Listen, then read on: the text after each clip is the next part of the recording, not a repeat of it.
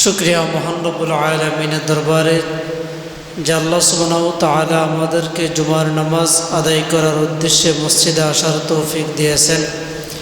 এজন্য দিল থেকে কালেমাত শুকর আদায় করি, আলহামদুলিল্লাহ।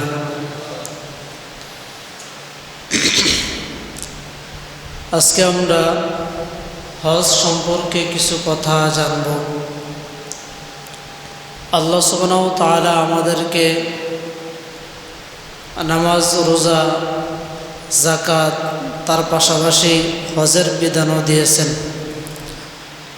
নামাজ যেরকমভাবে একটা সময় হইলে আদায় করা ফরজ, রোজা যেরকমভাবে প্রাপ্তবয়স্ক হলে আদায় করা ফরজ,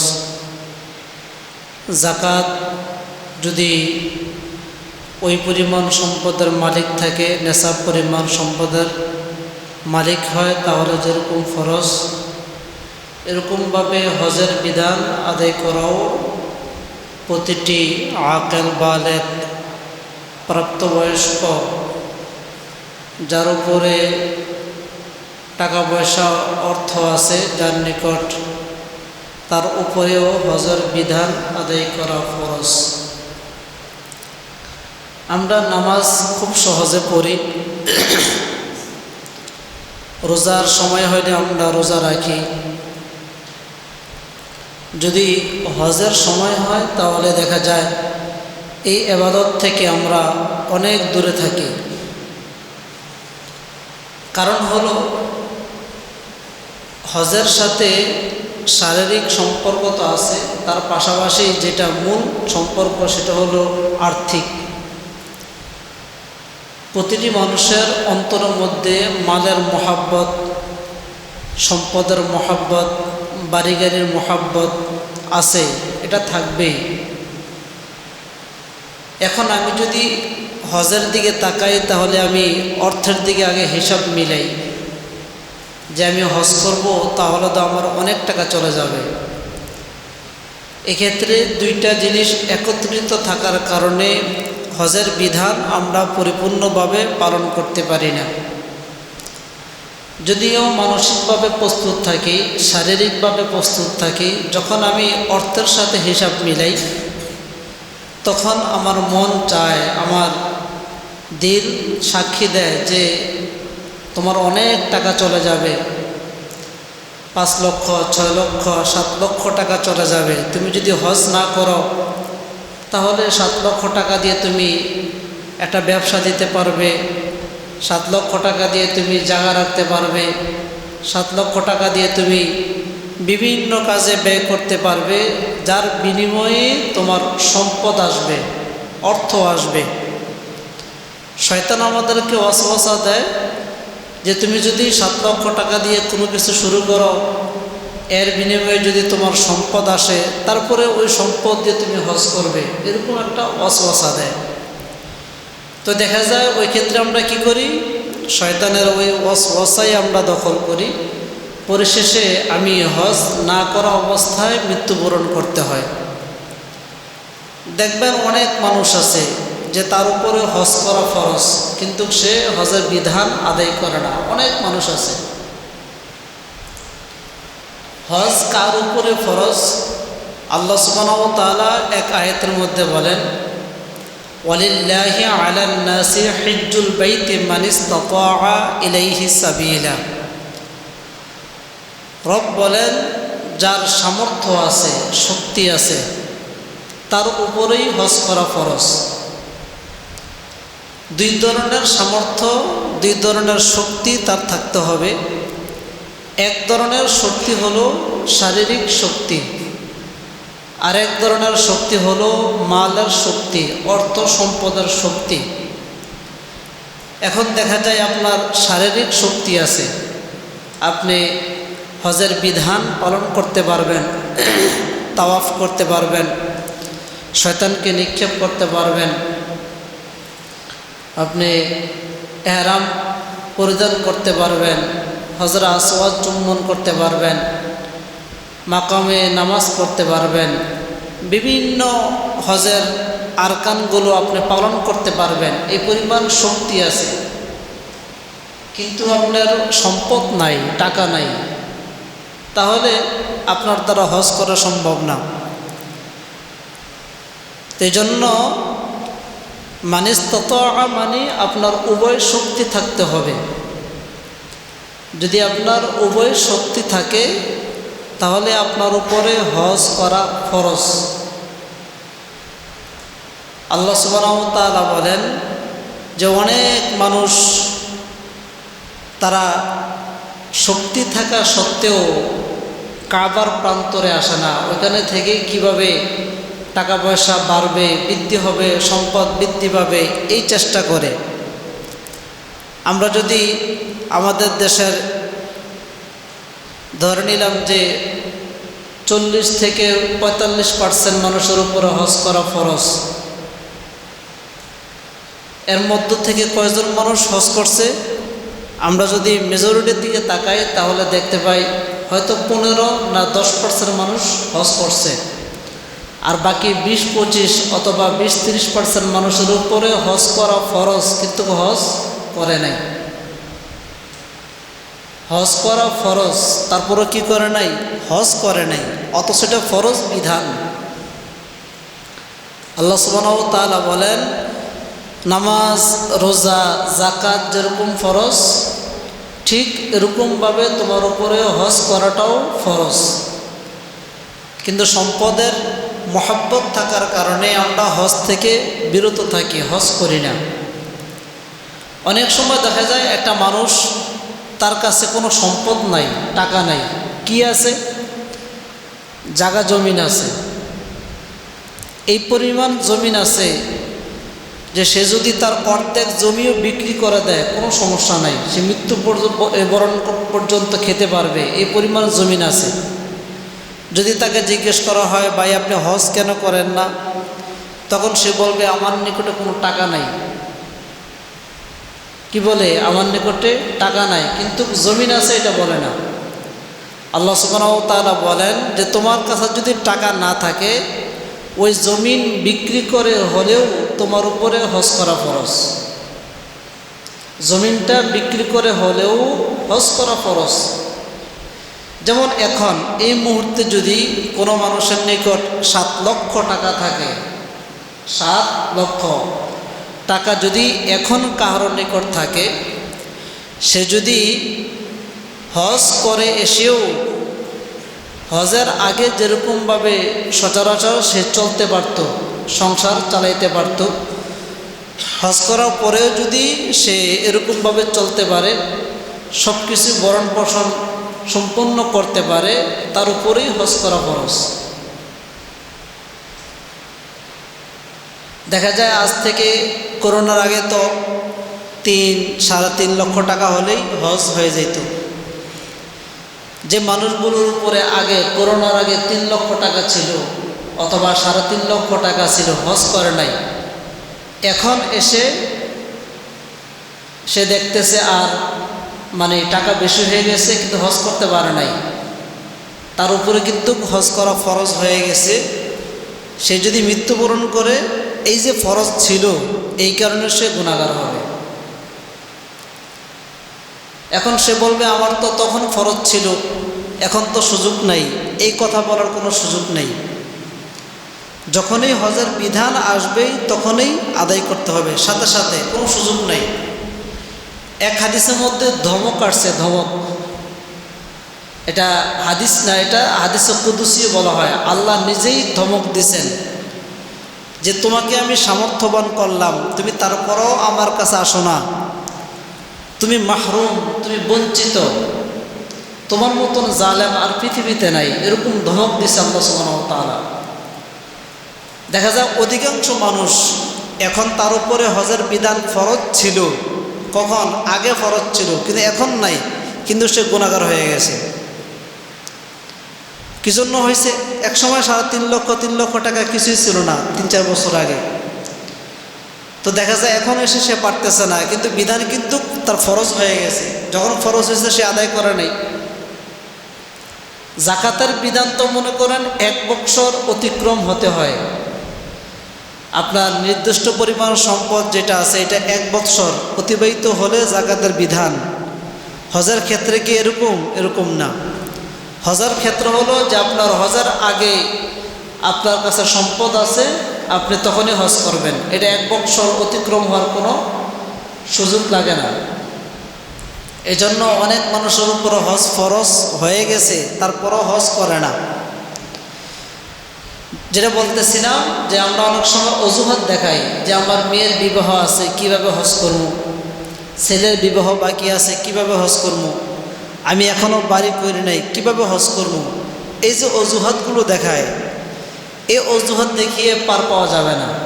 আপনার উপর যখন বিধান চলে আসছে, আপনার মেয়ে বিবাহ হোক বা না হোক, ছেলে বিবাহ হোক বা না হোক, আপনার ফরজ বিধান আদায় করতেই হবে। কবরের মধ্যে আপনার এই মেয়ে ছেলে সম্পর্কে জিজ্ঞেস করা হবে না যে তোমার ছেলে তো বিবাহ দেওয়া নাই, এখনও তো বাড়িঘর করো নাই, যাক তোমাকে মাফ করে দিলাম, এরকম সুযোগ নাই। তখন জিজ্ঞেস করা হবে হজ করছো, করে নাই, ফরজ ছিল, সম্পদ ছিল, কেন করো নাই, যাও জাহান্নামে চলে যাও, সোজা কথা। এজন্য কোনো অজুহাত চলবে না। আপনার দেখতে হবে, অনেক সময় দেখা যায় এই একটা মানুষের 100 কোটি টাকা ব্যবসা আছে, অথবা 50 কোটি টাকা ব্যবসা আছে, অথবা 20 কোটি টাকা ব্যবসা আছে এটা মানুষের, অথবা 10 কোটি টাকা ব্যবসা আছে একটা মানুষের। এখন সে যদি দোকান থেকে 10 লক্ষ টাকা বাহির করে, সে যদি তার এই 10 কোটি টাকা থেকে 10 লক্ষ টাকা বাইর করে, অথবা 5 কোটি অথবা 1 কোটি টাকা ব্যবসা থেকে সে যদি 10 লক্ষ টাকা বাহির করে ফেলে, তাহলে তার ব্যবসাটা সুন্দরভাবে চলবে। কিন্তু এই ব্যবসাটা সে যে পরিধি বাড়াইতে চায়, আরও আইটেম বাড়াইতে চায়, আরও কিছু করতে চায়, এটা হবে না। কিন্তু ব্যবসাটা তার সুন্দরভাবে চলবে যদি দোকান থেকে সে 10 লক্ষ টাকা কি করে বাহির করে ফেলে। আল্লাহ সুবহানাহু ওয়া তাআলা বলেন তার উপরেও হজ করা ফরজ।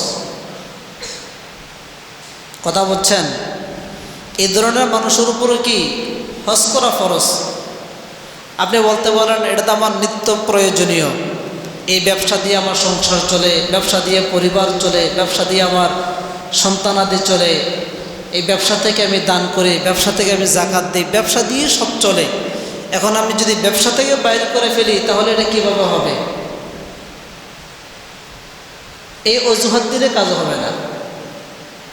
হ্যাঁ, আপনি যদি আপনার ব্যবসা থেকে 10 লক্ষ টাকা বাহির করে ফেললে আপনার ব্যবসাটা ধ্বংস হয়ে যাবে। হাদিসের মধ্যে আসছে হালাকাল মাল, আপনার সম্পদটা ধ্বংস হয়ে যাবে। এই ব্যবসাটা আপনি ধরে রাখতে পারবেন না। সানাতান আগামী 1 বছর পর্যন্ত আস্তে আস্তে আপনার ব্যবসাটা একেবারে ধ্বংস হয়ে যাবে। ওই ক্ষেত্রে আপনি বার করলে হবে না, আপনার বাইর করা সম্ভব না। আপনি যদি সম্পদ বাইর নাও করেন তাহলে কোনো সমস্যা নাই।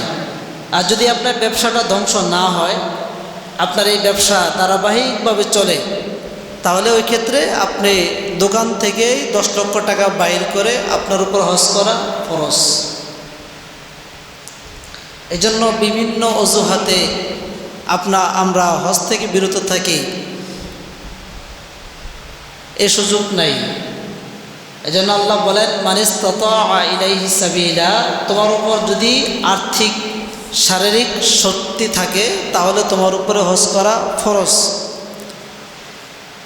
এখন দেখা যায় আপনি সম্পদের মালিক, অনেক টাকা পয়সা আছে, কিন্তু হাঁটতে পারেন না, প্যারালাইসিস হয়ে গেছে, পা চলে না, হাত চলে না, কথা বলতে পারেন না। এই ক্ষেত্রে আপনি কি করবেন? এক্ষেত্রে আপনি আপনার পছন্দ মতন যে কোনো একজনকে আপনার অর্থ দিয়ে তাকে হজে পাঠিয়ে দেবেন, যেটাকে বদলি হজ বলা হয়। আপনি পারেন না, সমস্যা নাই, আপনার অর্থ আছে, আপনি আপনার পছন্দ মতন যাকে ভালো লাগে তাকে দিয়ে আপনি হজে পাঠাবেন। সে হজ করে আসবে, আপনার বিধানটা আদায় হবে। সে হজ করে আসবে, আপনার ফরজিয়াতটা আদায় হয়ে যাবে। তারপরেও আপনার হজ মাফ নাই, ক্ষমা নাই। আপনার সম্পদ থাকলে যে আপনি যদি অসুস্থ হয়ে যান তারপরও হজ করাইতে হবে। অনেক সময় দেখা যায় আমাদের মা বোন যারা আছে তাদের কাছে কোটি কোটি টাকা থাকে। যেমন এখন যদি আপনার এই একজন মানুষের কাছে 30 ভরি স্বর্ণ থাকে, তাহলে তার কাছে প্রায় 40 লক্ষ টাকা, 40 লক্ষ টাকা। অথবা কোনো মানুষের কোনো মহিলার কাছে যদি এখন 15 ভরি স্বর্ণ থাকে, এখন দেখা যায় তার কাছে 20 লক্ষ টাকা আছে। এই মহিলার উপরে স্বর্ণ বিক্রি করে হজ করা ফরজ। কথা বুঝতেছেন? মহিলার উপরে স্বর্ণ বিক্রি করে হজ করা ফরজ। কারণ হলো মহিলার কোনো ভরণ পোষণের দায়িত্ব নেই। বিষয়টা এরকম না যে এই মহিলায় বাজার করে, ঘর ভাড়া দেয়, স্বামীর সংসার চালায়, ছেলে মেয়ের সংসার চালায়, বিভিন্ন অফিস আদালত দেখতে হয়। বিষয়টা এরকম না, তার কোনো খরচ নেই। সে তার স্বামী থেকে এ সম্পদ পাক অথবা বাপের বাড়ি থেকে পাক, যেভাবে তার সম্পদ তার নিকট সঞ্চয় হয়েছে কোনো সমস্যা নাই, যেভাবেই হোক না কেন। অথবা মহারণা যদি পেয়ে থাকে, যেমন বিবাহ করল, সে মহারণা বাবদ 40 লক্ষ বা 20 লক্ষ অথবা 10 লক্ষ টাকা পাইল। হ্যাঁ, সে যদি 10 লক্ষ টাকা মহারণা বাবদ পায়, 10 লক্ষ টাকা দিয়ে তার হজ করা ফরজ মহিলাদের ক্ষেত্রে। তবে আরেকটা মাসালা হলো মহিলাদের ক্ষেত্রে ডাবল হজের মালিক হতে হবে। ডাবল হজ মানে, মনে করেন এখন যদি কোনো মহিলার কাছে 14 লক্ষ টাকা থাকে, তাহলে তার উপরে হজ করা ফরজ। কারণ হলো সে নিজে যাবে, তার সাথে আরেকজন মাহরাম নিয়ে যাবে। সে তো একা যাইতে পারবে না, একা গেলে তো তার হজ আদায় হবে না, সাথে মাহরাম নিয়ে যাবে। এজন্য মাহরামের খরচ, তার নিজের ব্যক্তিগত খরচ যদি তার কাছে থাকে, তাহলে তার উপর হজ করা কি ফরজ। দেখা যায় মহিলাদের কাছে সম্পদ থাকে, স্বর্ণ, জাকাত দিতে চায় না, বলে স্বামী দিবে। স্বামী যদি জাকাত দেন, এই জাকাত যদি না দেয়, তাহলে স্বামী গুনাহগার হবে না, গুনাহগার হবে কে? মহিলা। কারণ মালের মালিক কে? মহিলা। এজন্য জাকাত দিতে হবে কে? মহিলা। দেখা যায় স্বামীকে বলে আমার কাছে এত লক্ষ টাকা আছে, তুমি জাকাত দিয়ে দাও। হ্যাঁ, সে যদি ভালোবেসে দেয় এটা ভিন্ন কথা, যদি না দেয় গুনাহগার হবে মহিলা। অনেক মহিলার কাছে সম্পদ আছে, মধ্যম যে মহিলাগুলো আছে দেখা যায় তাদের কাছে 10 ভরি 15 ভরি 20 ভরি স্বর্ণ আছে, নাই? অ্যাভেলেবেল আছে। আংটি, চুড়ি, চেন, কানের দুল, নাকের ফুল মিলিয়ে 10, 15, 20 ভরি হয়ে যায়। এই যে 10 ভরি হয়ে গেল, তার উপরে হজ করা ফরজ। এটা বিক্রি করে হলেও হজ করা ফরজ। এই জন্য মহিলারা বোঝে না, এরা মনে করে যত স্বর্ণ থাকে তত লাভ, অথচ এগুলো থাকলে তার উপরে হজ ফরজ, জাকাত ফরজ। এক সময় দেখা যায় এই জাকাত এবং হজ আদায় করতে করতে স্বর্ণ থাকবে না, শেষ হয়ে যাবে। আর তার নিকটে স্বর্ণ রেখেও লাভ নাই। কি লাভ? কোনো লাভ আছে? লাভ নাই তো। কারণ সব কিছু তো পুরুষরা করে, মহিলাদের সব কিছু কে করে? পুরুষরা করে না, পুরুষ করে। একটা মহিলা যখন ছোট থাকে তার লালন পালনের দায়িত্ব পিতার থাকে, যখন বিয়ে দিয়ে দেয় তার দায়িত্ব কার থাকে? স্বামীর থাকে। যখন বৃদ্ধ হয়ে যায় তার দায়িত্ব কার থাকে? সন্তানের থাকে।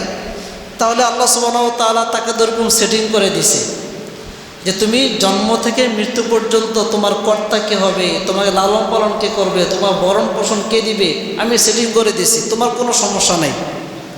তাহলে তার এত সম্পদ, বাড়ি গাড়ি কি প্রয়োজন আছে? এজন্য সাহাবায়ে কেরাম যারা ছিল মহিলাদের ক্ষেত্রে, তাদের কোনো সম্পদই ছিল না। যদিও সম্পদ থাকতো, সব সম্পদ দিয়ে দিত। দেখেন না আমাদের আম্মা জান খাদিজাতুল কুবরা রাদিয়াল্লাহু তাআলা আনহার ইতিহাস কি পাওয়া যায়? মক্কার সর্বোচ্চ ধনাঢ্য ব্যক্তি ছিল তিনি। এক সময় এসে সম্পদ দিতে দিতে দিতে দিতে সব কিছু মিলিয়ে দিছে,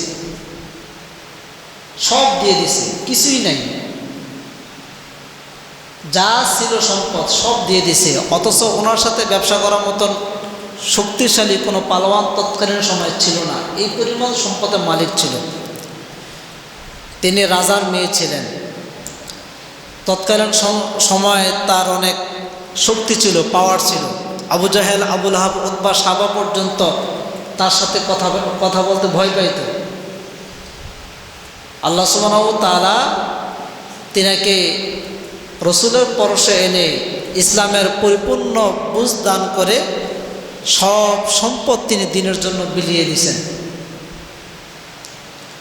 সেই জন্য মহিলাদের ক্ষেত্রে তাদের এই সমস্যাটা হয়ে থাকে, স্বর্ণ থাকে হজ করে না, অর্থ থাকে হজ করে না।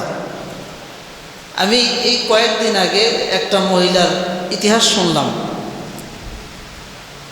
যে তার এরকম বড় আলমারি, অনেক বড় আলমারি যখন নাকি খুলছে, খোলার পরে তার কাছে শুধু শাড়ি পাইছে প্রায় 1300-র উপরে। শুধু শাড়ি পাইছে 1300-র উপরে। বাংলাদেশের একটা কোম্পানির মালিকের বউ, আপনারা চিনলে, এই নাম বললে চিনবেন। তাই জন্য শুধু 1300-র উপরে সে শাড়ি পাইছে, মানে কিনছে, একবার ব্যবহার করছে, রেখে দিছে, অথবা মার্কেটে গেছে, পছন্দ হয়েছে, ক্রয় করছে, ব্যবহার করে নাই, রেখে দিছে। একটা শাড়ি যদি আপনার 2000, 3000, 5000 টাকা ধরেন, তাহলে কত লক্ষ লক্ষ টাকা। কিন্তু তার উপর তো হজ করা ফরজ, জাকাত দেওয়া ফরজ। এগুলো যা আছে বিক্রি করে হজ করা, জাকাত দেওয়া তার উপরে ফরজ। অনেক মহিলা, বড় লোকদের অধিকাংশ মহিলাদের উপরে হজ জাকাত ফরজ, কিন্তু দেয় না। ওয়াং তারাল ওরাতাল হফাতাল আলিয়াতা, কি অবস্থা হবে? সিতকাহু কফাহু আইনাহু কফাহু মানখিরাহু কফাহু। রসুল বলেন যে তাদেরকে রসুল মেরাজে দেখছেন যে উলঙ্গ অবস্থায় আগুনের কুণ্ডুলির মধ্যে জ্বলতেছে। শুধু মহিলা, অধিকাংশ মহিলা। রসুল বলেন মহিলার সংখ্যাই বেশি জাহান্নামে, এবং পুরুষ যদিও জাহান্নামে যায়, মহিলাদের কারণেই যাবে। এজন্য যেটা বলতেছিলাম যে অধিকাংশ মহিলারা এত টাকা পয়সা মালিক থাকে, স্বর্ণ থাকে, পরে কাপড় থাকে, বিভিন্ন জিনিস সরঞ্জাম তার নিকটে থাকে, হজ করে না, জাকাত দেয় না। এজন্য আল্লাহর কাঠগড়ায় ধরা পড়ে যাবে। আল্লাহ সুবহানাহু ওয়া তাআলা বলেন, মানিস্তাতাআ ইলাইহি সাবিলা, যদি তুমি সক্ষম হও তাহলে তোমার উপরে হজ করা ফরজ। মালের সক্ষম, শারীরিক সক্ষম, উভয় সক্ষম যদি তুমি হও তাহলে তোমার উপরে হজ করা ফরজ। এজন্য আমাদের হজ করতে হবে, হজের চেষ্টা থাকতে হবে, তামান্না থাকতে হবে, মানে হিসাব মিলাইতে হবে যে আমি কখন হজ করতে পারবো। আমরা তো এখন হিসাব মিলাই, আমার যদি এই পরিমাণ সম্পদ থাকে তাহলে আমি এই প্রসেসিংয়ে গিয়ে এই পরিমাণ সম্পদ বাড়াবো, এরকম একটা চিন্তা থাকে আমাদের। এরকম না বিষয়টা, যে আমার যদি 5 লক্ষ টাকা থাকে, এখন এই 5 লক্ষ টাকা আমি কোন জায়গায় ইনভেস্ট করলে আগামী 1 বছরে 6 লক্ষ টাকা করব, এই চিন্তা থাকে আমাদের। এরকম চিন্তা খুব কমই থাকে, একেবারেই কম, যে হ্যাঁ আমার যদি 6 লক্ষ টাকা থাকে আমি কিভাবে 1 লক্ষ টাকা করে আমি হজ পালন করব, এই চিন্তাটা খুবই কম, একেবারেই কম। বা এরকমও আছে, অনেক মানুষ এরকম আছে যে হজের জন্য টাকা জমা করছে, হঠাৎ একটা জায়গা পাইছে, টাকা এনে জায়গা ক্রয় করে ফেলছে। হজ করা যাবে জীবনে, সমস্যা নেই, অনেক সময় আছে, হজ করা যাবে, জায়গা নাও, জায়গা চলে গেলে জায়গা পাওয়া যাবে না। এরকম না, অনেক মানুষ আছে টাকা সঞ্চয় করে হজের জন্য, পরিশেষে হজ না করে জমি ক্রয় করে। যদি আপনার সময়টা এখানেই শেষ হয়, ফরজ বিধান থেকে আপনি মাহরুম রইলেন, আপনার জাহান্নামে জ্বলতে হবে। এজন্য আমাদের অনেক টাকা পয়সা থাকার পরেও আমরা হজ করি না। অনেক যুবক আছে, বাবে অনেক টাকার মালিক, ভার্সিটিতে পড়ে, কলেজে পড়ে, তাকে একটা গাড়ি দেয়, বাবাই বলে ধরো এই গাড়ির মালিক তুমি, তোমাকে দিয়ে দিলাম। খেয়াল করবেন, গাড়ির মালিক তুমি, তোমাকে আমি কি করলাম, দিয়ে দিলাম। এটা গাড়ির দাম মনে করেন 20 লক্ষ, 25, 30, 50 লক্ষ টাকা একটা গাড়ির দাম। গাড়ির মালিক তাকে বানিয়ে দিল। যখন থেকে সে গাড়ির মালিক হয়ে গেল তখন থেকে তার উপরে হজ করা ফরজ। হ্যাঁ, এটা মাসালা, শুধুই মাসালা। যখন থেকে সে গাড়ির মালিক হয়ে গেল, তার মানে সে 30 লক্ষ টাকার মালিক না, সে তো 30 লক্ষ টাকার মালিক। সে তো পরিবার তাদেরকে চালানোর কোনো দায়িত্ব তার উপরে নাই। তার বাবা জীবিত থাকা অবস্থায় তার বাবা সংসারের দায়িত্ব নেবে, তার উপরে কোনো দায়িত্ব নাই। সে একা বিবাহ শাদী করে নাই, কিন্তু 30 লক্ষ টাকার মালিক যখন সে হয়ে যায় তার উপরে হজের বিধান চলে আসে, জাকাতের বিধান চলে আসে। যদি গাড়ি বিক্রি করাও লাগে তারপরে গাড়ি বিক্রি করে তার উপরে হজ করা ফরজ হবে। কিভাবে? গাড়ির দাম মনে করেন 40 লক্ষ টাকা, সে গাড়িটা বিক্রি করে দাও। গাড়ি বিক্রি করে কম দামে 30 লক্ষ টাকা দামের গাড়ি একটা তুমি ক্রয় করো।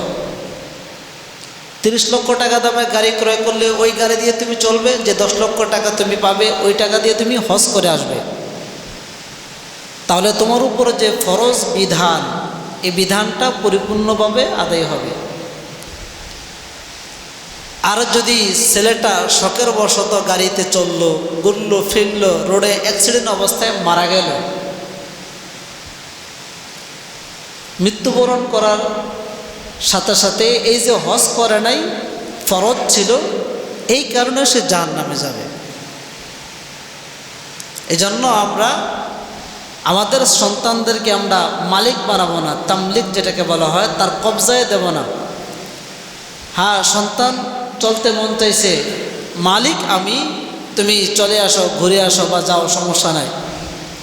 কিন্তু সন্তানকে এই ছোটোবেলা থেকে সম্পদের মালিক না বানানো। যেমন দেখা যায় আপনি জীবিত থাকা অবস্থায় ছেলের বয়স 18, 15, 20, আপনি তাকে জাগার মালিক বানিয়ে দিলেন, লিখে দিলেন এই সম্পদের মালিক তুমি, সম্পদের দাম 50 লক্ষ টাকা, তার উপরে হজ করা ফরজ।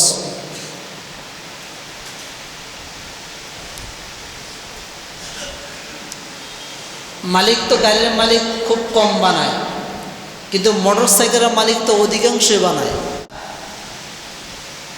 এই যে বিভিন্ন R15 বলেন বা ইয়ামা বলেন, আরও বিভিন্ন ব্র্যান্ডের যে মোটর সাইকেল আছে, লুকিং গ্লাস ছাইরা আস্তে করে পিকআপ দিয়ে যে গাড়ি আস্তে আস্তে চলে, এই যে চালাইতেছে, এটা মোটর সাইকেলের দাম 6 লক্ষ, 7 লক্ষ, 8 লক্ষ টাকাও আছে।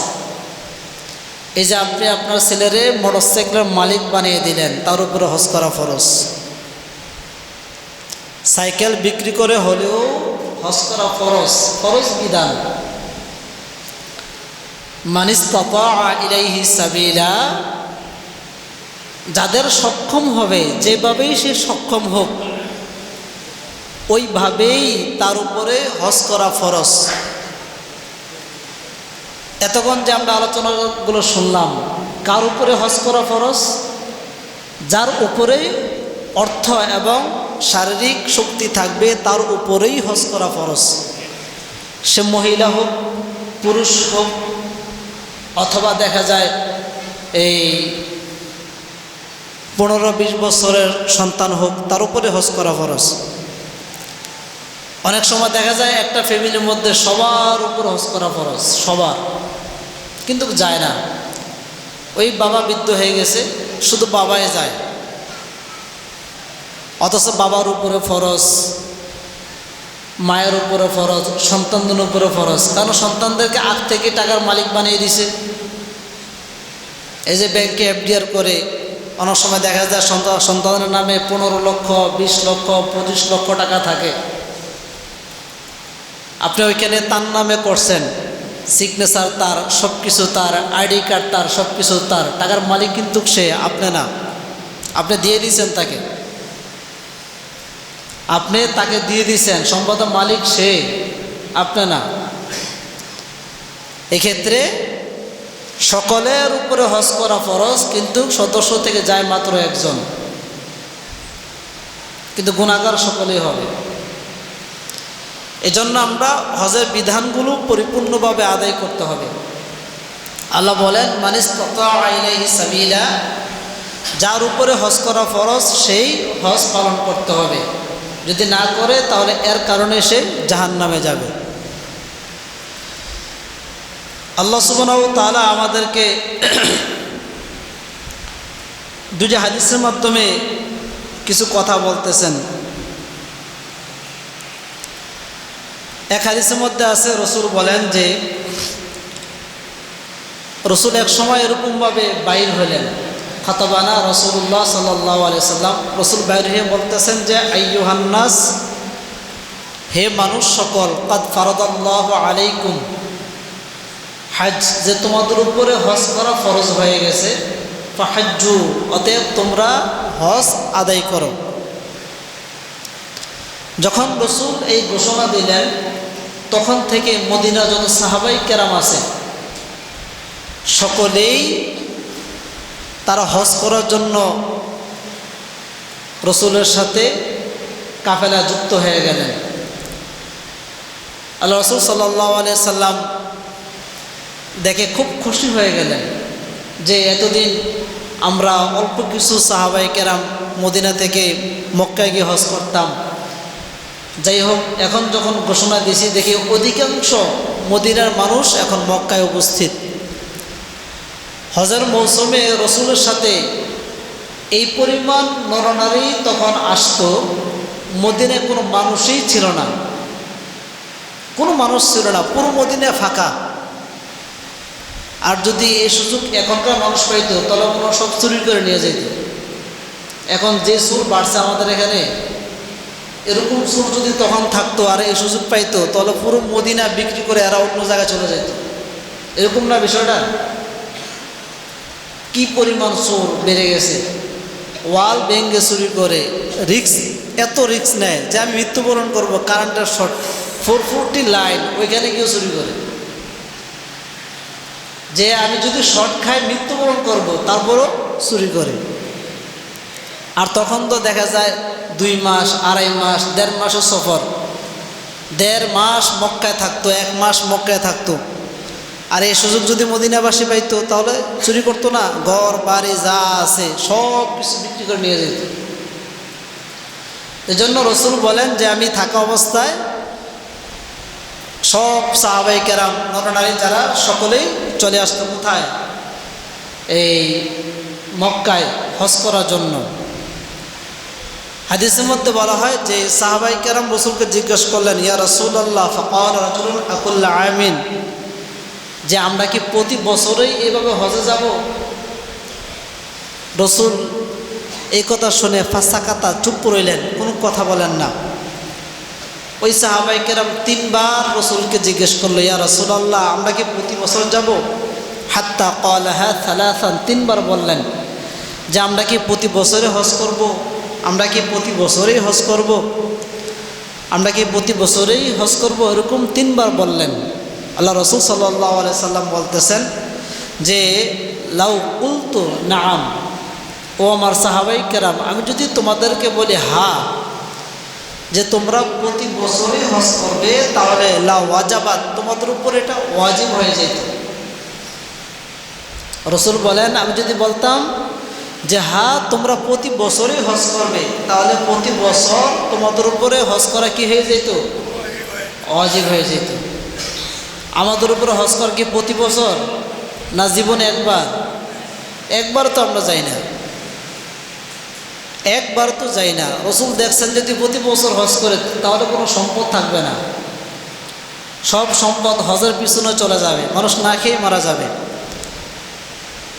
এজন্য রসুল বলেন যে জীবনে একবার হজ করা ফরজ, প্রতি বছর না। রসুল বলেন ওয়ালাম্মা ইসতাতা'তুম, যে তোমাদের পক্ষে এটা সম্ভব হবে না প্রতি বছর হজ করা, এজন্য জীবনে তোমরা একবার হজ করবে। আল্লাহ রাসূল সাল্লাল্লাহু আলাইহি সাল্লাম আরেক হাদিসের মধ্যে বলতেছেন, আল হাজ্জু ফি কুল্লি সানাতিন আও মাররাতান ওয়াহিদান, যে তোমরা প্রতি বছর হজ না করে একবার হজ পালন করবে। বাল মাররাতান ওয়াহিদান ফামান ইসতাতাআ ফাতাতাওয়াউ, যদি কোনো মানুষ ফাতাতাওয়াউ, যদি কোনো মানুষ এই বারবার হজ করে, যেমন অনেক হাজি আছে তারা 5 বছর 6 বছর 10 বছর পর কয়েকবার যায়, পর হজে যায়, তাহলে এক্ষেত্রে প্রথম হজ এটা ফরজ হিসাবে আদায় হবে, দ্বিতীয়বার যতবার ওইখানে যাবে ওগুলো নফল হিসাবে আদায় হবে, নফল। এজন্য আমরা হজ আদায় করার জন্য সর্বপ্রথম রবের নিকট তামান্না রাখবো, আশা রাখবো, হে আল্লাহ তুমি আমাকে হজ করার তৌফিক দাও, এরকম আশা রাখবো যে তুমি আমাকে হজ করার শক্তি দাও, আমাকে যাকাত দেওয়ার শক্তি দাও, আমাকে হজের বিধান পালন করার শক্তি দাও, আমি কুরবানি করে মানুষকে গোশত দেওয়ার শক্তি তুমি আমাকে দাও, এরকম আশা রাখবো। যে আমি সারা জীবন চেয়ে খাই, আমি শুধু চেয়ে খাবো, এটা কেন?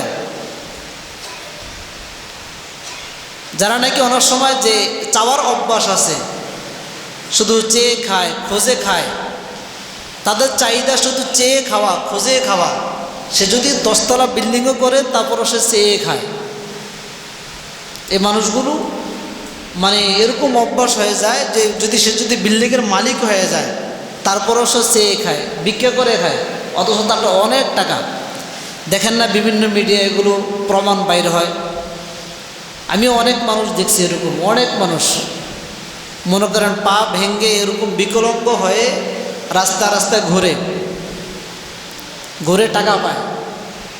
এক ফকিরের সাথে আমার একবার কথা হয়, আমরা এক দোকানে বসছিলাম, বৃষ্টির সময়, এই জন্য দোকানে আমি এই বসে আছি, এমন সময় ফকিরও ওইখানে ঢুকছে, মানে গড়াইতে ওইখানে গেছে। এক সময় কথোপকথন হলো তার সাথে, আমি জিজ্ঞেস করলাম আজকে কত টাকা আপনি উপার্জন করলেন? সে বলল হুজুর বাইর হয়েছে এইমাত্র, তারপরও 400-500 টাকা হয়েছে, 1 ঘন্টাও হয় নাই। বললাম ডিউটি কখন থেকে কখন? বলছে আসর থেকে আসা। কোথায় যাবেন? বলতেছে আমি কুড়িল বিশ্ব রোড যাবো আসরের সময়, মাগরিব পড়মু এই খিলক্ষেত, এশা পড়মু উত্তরায়, এই 3 জায়গায় আমি আসর থেকে আসা পর্যন্ত কত টাকা আপনার হয়? বলতেছে 3000, 4000, 5000 টাকা আসে। এরকম তার প্রতিদিন হয়। তো সে যদি ডেলি আপনার 30,000 টাকা হয়, মাসে কত? 90,000, একটু বেশি হলে 1 লক্ষ টাকা। সে যদি 1 লক্ষ টাকা কামায়, সে কি জীবনে বিভিন্ন বড় বড় হোটেলে যে খাবার খায়? জীবনও তো না। রাস্তার পাশে আস্তে করে বসে 50 টাকা খাবার সেরে চলে আসে, শেষ। তো খাবারে খরচ নাই, তার ওই পরিমাণ বাজারে খরচ নাই, কারণ ফকির মানুষ ওরকম বাজার কি করবে? সাইড থেকে যা পায় নিয়ে চলে আসে। তো এই যে সে বাড়িতে এত টাকা পয়সা করলো, অথচ তার উপরে হজ ফরজ, জাকাত ফরজ, সব কিছুই ফরজ, তারপরও সে চেয়ে খায়। রাসূল বলেন এই ধরনের ব্যক্তির উপরে লানত, বৎসনা, এবং এই মানুষগুলো নিশ্চিত জাহান্নামী। এই মানুষগুলো তারা জাহান্নামী। তাদের অভ্যাস যতদিন পর্যন্ত পরিবর্তন করবে না ততদিন পর্যন্ত তারা জাহান্নামে থাকবে। এগুলো জাহান্নামী। এজন্য সাহাবায়ে কেরামের ইতিহাস কি পাওয়া যায়? ক্ষুধার্ত ছিল, তারপর বলে না যে ভাই আমাকে কিছু দেন, জীবনও বলে না। অথচ ক্ষুধার তাড়না তারা সূরা ইয়াসিন তেলাওয়াত করত, ক্ষুধার তাড়না সূরা নাবা তেলাওয়াত করত, ক্ষুধার তাড়না সূরা ফাতাহ তেলাওয়াত করত, ক্ষুধার তাড়না সূরা রহমান তেলাওয়াত করত। সাহাবায়ে কেরাম জিজ্ঞেস করত, খেয়েছ? না খাই নাই। কি করছ? ইয়াসিন তেলাওয়াত করছি। কি হয়েছে? ইয়াসিন তেলাওয়াত করার কারণে আমাদের যে আত্মা আছে, আত্মার মধ্যে মজা পাইছি, ক্ষুধার তাড়না নিবারণ হয়েছে, রবের সাথে সম্পর্ক হয়েছে, তেমন আর ক্ষুধা লাগে নাই। আবার আসর নামাজ পড়ব তো ক্ষুধা মিটে যাবে। এটা সাহাবীদের অবস্থা। আপনি একটা সাহাবীর ইতিহাস পাইবেন না, এরকম একটা সাহাবীর ইতিহাস যে এই সাহাবী সারা জীবনভর সে শান শৌকতে চলছে, এরকম একটা সাহাবীর ইতিহাস আপনি দেখাইতে পারবেন না। হেকায়েতে সাহাবা কিতাব আছে 7 খণ্ড 12 খণ্ড, বিশাল বড় বড় ভলিউম। হেকায়েতে সাহাবার 7 খণ্ড বিশাল বড় বড় ভলিউম কিতাব আছে, বাংলাও হয়েছে এখন। পুরো কিতাব কিনবেন, কিনে প্রত্যেকটা সাহাবের ইতিহাস পড়বেন। ওইখানে অধিকাংশ সাহাবের ইতিহাস দেওয়া আছে, যত সাহাবী আছে সব সাহাবের ইতিহাস ওইখানে দেওয়া আছে। আপনি একটা সাহাবের ইতিহাস পাইবেন না যে সাহাবী সারা জীবনভর সুখে শান্তিতে কেটে গেছে। হয়তো আর্থিক সমস্যা না বিভিন্ন সমস্যা ছিলই সাহাবী কেরামের, বেশিরভাগ তাদের অর্থ সমস্যা ছিল। যত সম্পদ ছিল সব সম্পদ তারা অন্য ভাইদেরকে দিয়ে দিছে, যুদ্ধের জন্য বিলিয়ে দিছে, ইসলামের জন্য বিলিয়ে দিছে, রাখে নাই। সেই জন্য আমরা আমাদের আছে, তারপর আমরা কী করি, চেয়ে খাই, মানুষের কাছে ভিক্ষা করে খাই, অথচ হজ করি না, জাকাত দেই না। এ স্বভাবগুলো আমাদের পরিবর্তন করতে হবে।